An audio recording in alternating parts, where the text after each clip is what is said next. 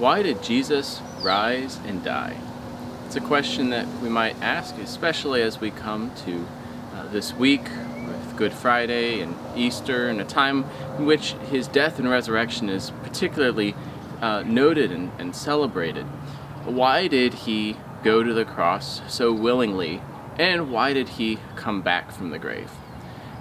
Well, in the book of Romans, we have an answer laid out for us in chapters 4, 6, and 8. And I want to go over these three reasons why Jesus died and rose again.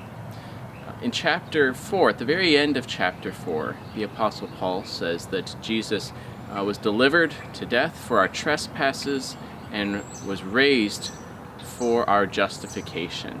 He had been talking about our justification. That is our declaration of righteousness, that God says that we are righteous, no longer condemned, and that Jesus was delivered for our sins that we did, to receive their punishment, and that he would be raised so that we could be declared righteous. He himself was declared righteous by his resurrection.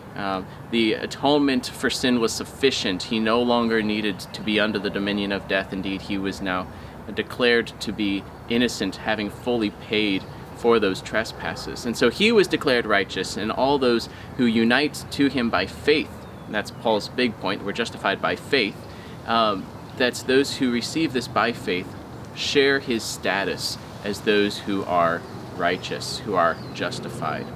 And so our response is faith. Our response to this reason for his death and resurrection is that we believe it, that we place our faith in God who raised him from the dead, knowing that he has provided salvation for us, that we might be forgiven. The second reason is found in Romans 6.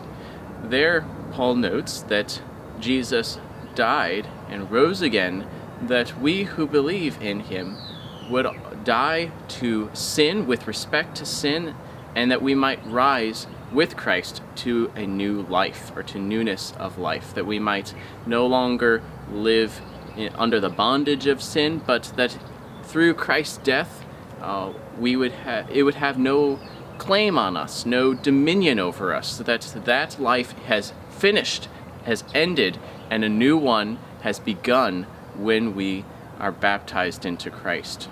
And so our response to this reason is that we should present our members, our body, as instruments for righteousness, dominated now by the risen Lord, no longer under the dominion of sin. For the sin and death no longer has dominion over us, even as Jesus is no longer under the dominion of death, but raised again to new life.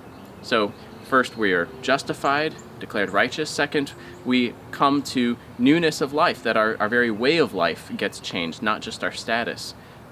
Third, in Romans 8, it is said that Jesus, who is raised, the same God who raised him, will also give life to our mortal bodies. Our bodies are mortal. They will die.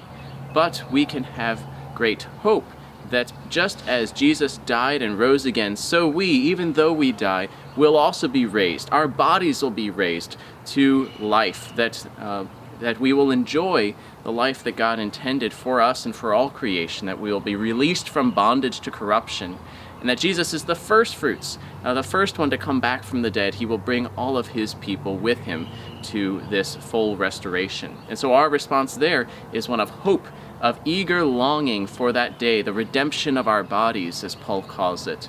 And so we look to Christ's death and resurrection as the source for our future hope, that we will, in the end, be raised and enjoy the fullness of our inheritance with God, body and soul.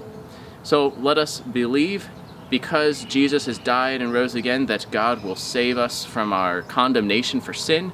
Let us present our members then as instruments of righteousness, to serve God with our body, soul and body, because we have now been granted a new life, just as Jesus rose no longer under the dominion of death. And let us have hope for the future, knowing that just as Jesus rose from the dead with a body that he had died in. Because sin no longer had any condemnation over him, so with us we will, along with all creation, be released from this corruption of death.